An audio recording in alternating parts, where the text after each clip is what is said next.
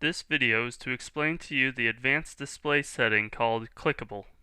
To see the advanced display settings, you go to your layer, and then in the display settings column, you go down here to the bottom and click More Settings.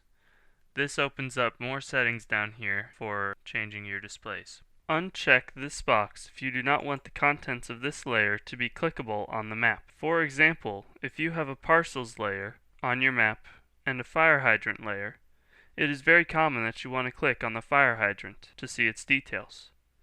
But because of their close proximity, you often accidentally click the parcel layer. By changing this layer's display setting to be unclickable, the unchecked clickable, it is now impossible to accidentally click on the parcel layer, and it's much easier to click on the water fire hydrants layer. And if you do need to select your parcels layer, it's easy to come back in here into your settings and recheck this box. Now you can click on that parcel layer again.